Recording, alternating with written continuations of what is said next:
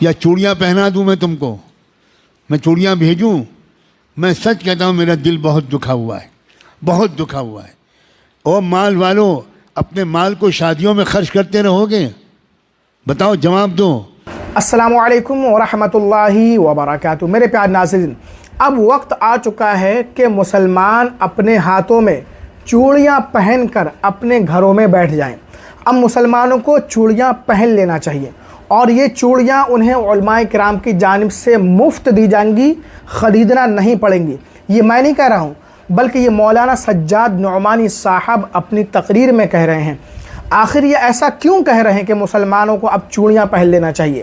آپ جب ان کی کلپ کو سنیں گے تو آپ کو سن کر کے اندازہ ہو جائے گا، آپ کا دل و دماغ، آپ کا ضمیر، آپ کا دل زندہ ہو جائے گا۔ اور اس کے باوجود بھی اگر آپ کا ضمیر زندہ نہیں ہوتا ہے تو یہ سمجھ لیجئے کہ بس آپ نام کے مسلمان ہیں، آپ کام کے مسلمان نہیں ہیں۔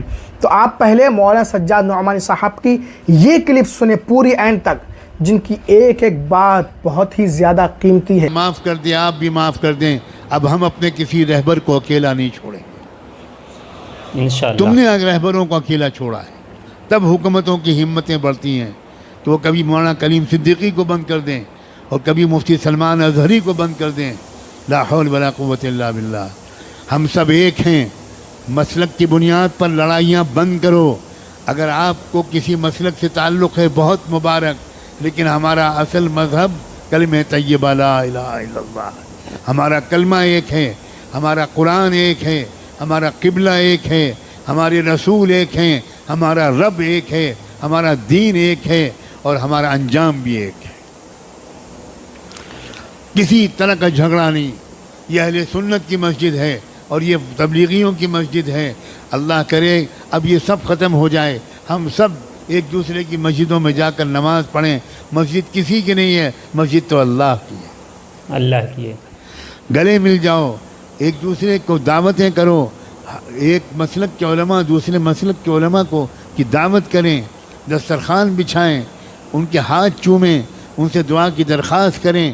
یاد رکھنا، ہر مسلک والوں میں کچھ خوبیاں ہیں، یہ سب مسلک مل کر ایک امت بنے گی۔ اب کب تک یہ مسلک کا ہم لوگ ڈھول پیٹیں گے؟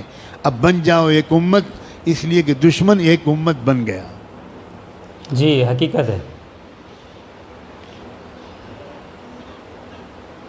قرآن نے اعلان کیا ہے، والذین کفروا بعضهم اولیاء بعض الا تفعلوه تکن فتنة فی الارض وفساد کبیر۔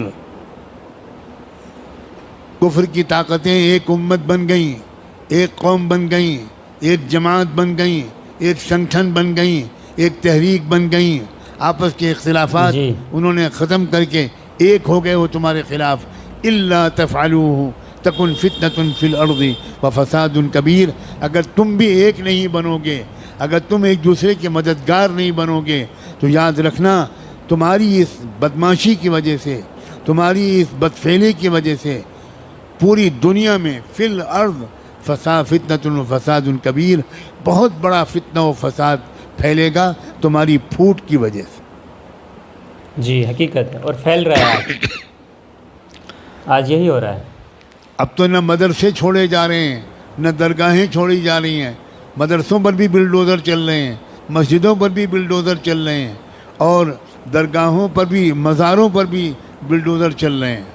واہ واہ واہ واہ۔ اب بھی امت ایک نہیں ہوگی، اب بھی درگاہیں اور مزاریں والے الگ رہیں گے اور مدرسے والے الگ رہیں گے۔ اب تو بھائی خدا کے لیے اب تو ایک ہو جاؤ، ایک ہو کر مضبوطی کے ساتھ ایک طاقت بنو، اور اس بات کی عادت ڈالو کہ جب یہ میرے جیسا کوئی کہنے والا یہ بات کہے تو جس مجمع کے سامنے کہے اس مجمع میں سے کم 50% لوگ وہ باقاعدہ اپنے علاقے کے ذمہ داروں کے ساتھ آئیں، میرے پاس آئیں، میرے جیسے لوگوں کے پاس آئیں اور تفصیل پوچھیں کہ ہم اپنے ملک کو سنبھالنے کے لیے کیا کریں۔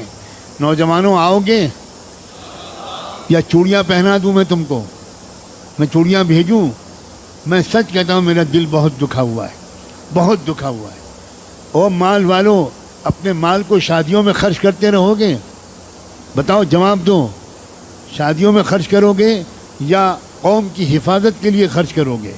اپنی مخالفت درج کرنے کے لیے ویڈیو کے ڈسکرپشن میں دیے گئے لنک پر کلک کریں یا اسکرین پر دیے ہوئے QR کوڈ کو اسکین کریں۔ لنک اوپن کرنے کے بعد ہندی یا انگریزی زبان منتخب کریں، اس کے بعد اوپن جی میل پر کلک کریں۔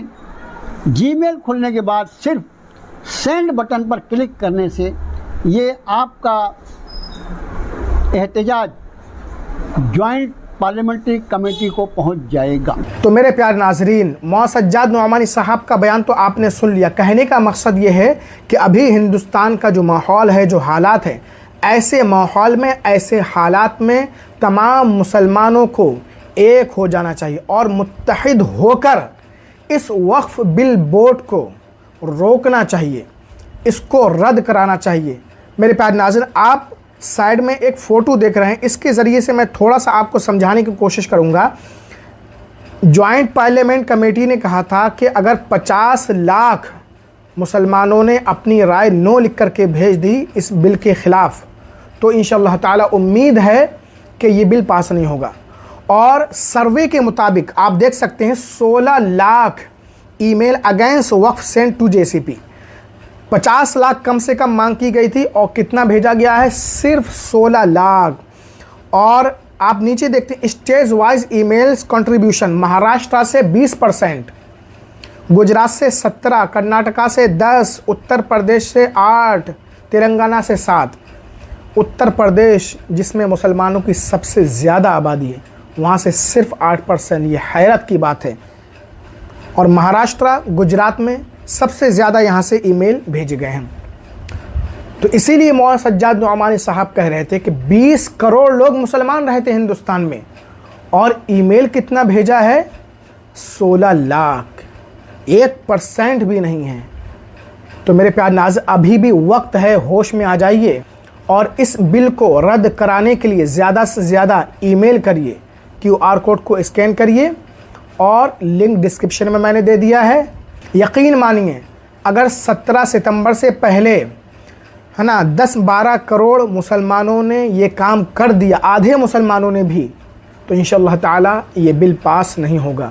اور یہ سمجھ لیجئے اگر یہ بل پاس ہو گیا تو پھر یہ ایسا نقصان ہوگا جس کی تلافی ممکن ہی نہیں ہوگی۔ تو ابھی وقت ہے، اس ویڈیو کو زیادہ سے زیادہ شیئر کیجئے، ہر گروپ میں اپنے چینل پر اپلوڈ کر لیجئے، کوئی کاپی رائٹ وغیرہ میں آپ کو نہیں دوں گا۔